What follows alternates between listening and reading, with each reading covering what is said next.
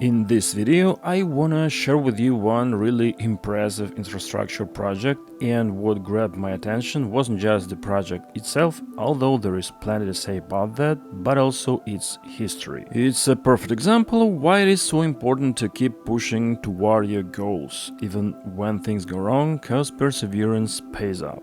Well, maybe not always, but way more often than if you just give up. So today we are talking about Leipzig, a city in Germany, and its railway tunnel that runs directly beneath the city center. The fact that you can walk down from the market square into an underground station and hop on a train to a nearby city is already pretty cool, but it gets even more impressive when you dive into its history. Believe or not, the first steps in this project were taken over 100 years ago. Back in the 19th century, Leipzig was a big textile industry center and a major railway hub, and aside from the main station in the north of the city center, there were several other stations run by different railway operators. So back then, specifically in 1892, city planners took a look at the map, saw these dead-end stations scattered around the center, and thought, what if we connected them with an underground tunnel? That way, instead of the trains having to stop and go back the way they came, they could just pass straight through the city, making everything so much more convenient. The idea was approved, but that was just the beginning. Almost 20 years later, in 1909, the city kicked off construction of a new railway station, and that project included building of 700-meter tunnel under the main tracks. This tunnel stretched under the station building and ended behind it, right beneath what is now the street with the tram stops. The plan was to extend the tunnel even further, but construction came to a halt when World War I broke out, and after the war, any hopes of finishing it were pretty much gone. And by the way, the station itself was finished in 1915, and at that time it was the largest train station in the world by floor space. Today it is still the largest in Europe. It's a massive building that could easily have its own story, but we'll save it for another time. During World War II, the tunnel was used as a bomb shelter. In 1944, bombings hit it hard, severely damaging in two places and splitting into several sections. One part, which was right under the station, was later turned into a cinema, but during the station's big reconstruction between 1995 and 2000, the old tunnels were demolished. But the idea of a train tunnel running through the city wasn't completely forgotten. In 1946, planning started up again. However, after the creation of the GDR in 1949, the project lost its relevance. Later, the GDR has revived the tunnel idea in 1967 and even came up with several different designs, but as you can imagine, the cost was sky high and socialist Germany just couldn't afford it.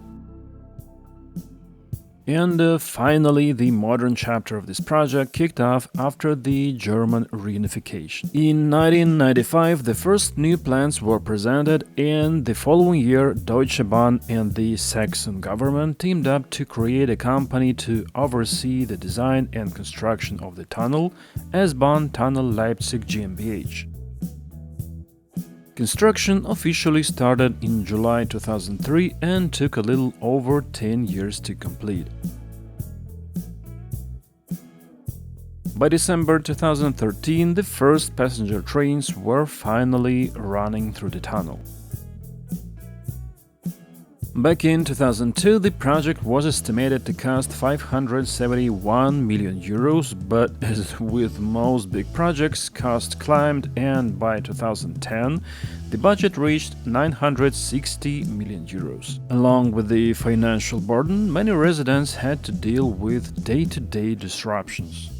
Big projects like this unfortunately don't happen overnight, so places like the central market square stayed torn up for years. The square in front of the railway station became a bustling construction site too. This area is a key hub in the Leipzig tram network, so the construction had to keep tram traffic moving without a hitch. Each station design went through its own architectural competition. For example, this is how the Market Square station project looked like. And I have to admit, I love that the real-life version turned out so much nicer than the renders, which were pretty modest. Because it's always a win when reality exceeds expectations, in a good reason, of course.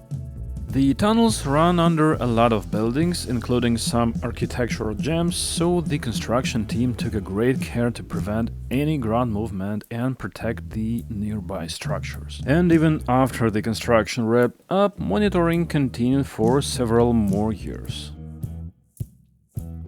Quite interesting technique was used during construction of the Bayerischer Bahnhof station. They actually moved the old arch aside using specially constructed rails while the work was going on and then put it back in place once everything was done, which was executed by the Dutch construction company.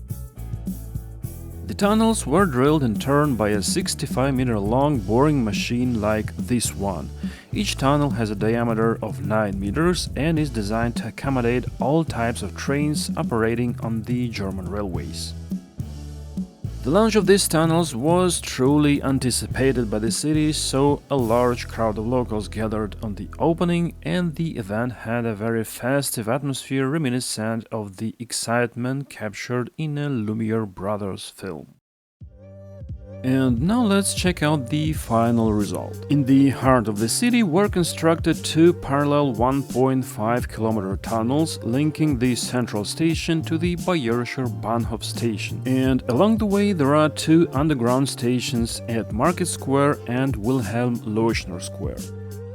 So the tunnel starts at the central station. The trains dive underground on the way to the station, and these descents are completely new without using tunnels from the early 20th century. The main entrance to the S-bahn station was made inside the Leipzig Hbf under its giant debarkation, and it has the shape of a large rectangular cavity with escalators and elevator. And what is interesting, the walls of this funnel are not vertical but slightly widening upwards, which makes it feel lighter and more spacious, and the descent down doesn't cause attacks of claustrophobia. You can also see the underground tracks right from the top, and you can directly feel the scale and the scope of both the train station itself and these new stations. In general, this sense of space at the stations is probably what impressed me the most, because when you go up the escalator and gradually get a view of this huge debarcator,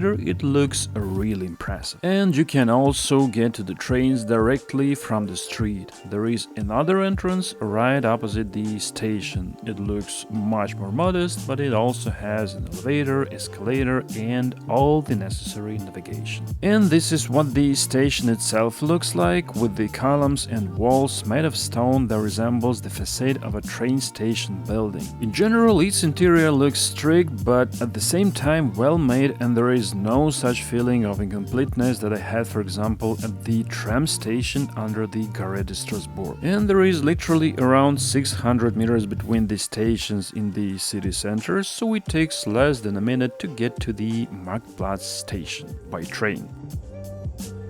And Marktplatz station takes the feel of space to the next level. There is a sky-high ceiling that literally supports the cobblestones of the market square. At the same time, the interior itself is quite minimalistic and calm, without unnecessary details, but with a pleasant, warm color scheme. And one of my favorite places there is a small tribune to sit and look at the passing trains through the glass. Because it's really cool when such large objects are designed without forgetting a cozy details for a real transportation fans. At the same time, despite the scale inside the station, its entrances are made very modest so that they don't spoil the architectural ensemble of the square. And by the way, the stairs at the exit are very practically illuminated at night. The lamps don't hit the eyes but shine exactly where they are needed, on the steps.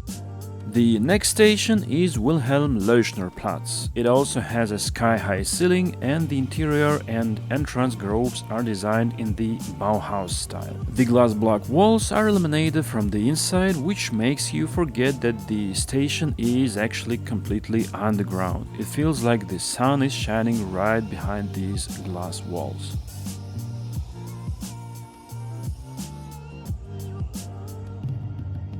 And the last station of the underground line is the Bayerischer Bahnhof, during the construction of which an old arc was moved back and forth. The former train station building, a part of which was the arc, now houses a restaurant, and the entrance to the underground station greets us with a combination of grey concrete and colorful pipes. This station is not so deep anymore, and the light at the end of the tunnel is already visible.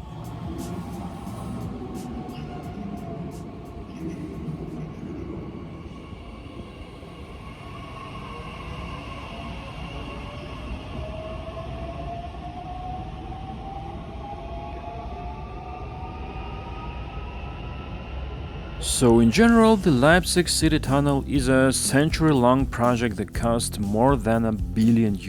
But the effort was definitely paid off, as the tunnel made the regional train system much more efficient and became its central hub. Leipzig doesn't have a metro, but thanks to the tunnel, the S-bahn Mitteldeutschland suburban trains have become almost like a metro system and connected the city with the entire region around. Now there are 7 commuter train lines passing there, running with the headaways from 30 minutes to 2 hours.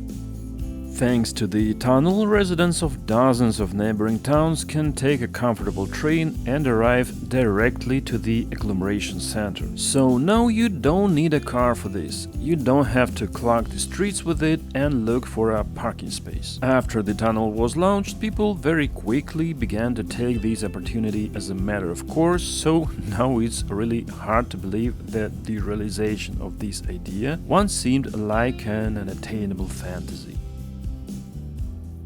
So this is the story. Hope you enjoyed this video and see you in the comments section. And if you like my videos, you can support my channel through Patreon, joining the team of my wonderful patrons at the link in the description. It's a perfect example of why it is so important to keep pushing toward your goals even when things go wrong, cause perseverance pays off. Well, maybe not always, but way more often when they just... Well, maybe not always, but way more just... Well, maybe not always, but way more often than they just... Back in the 19th century, Leipzig was a big textile... Back in the 19th century, Leipzig was a big textile industry center and a major... at Market Square and Wilhelm Leuschner Square. At the same time, despite the scale inside the station, the entrances to it are made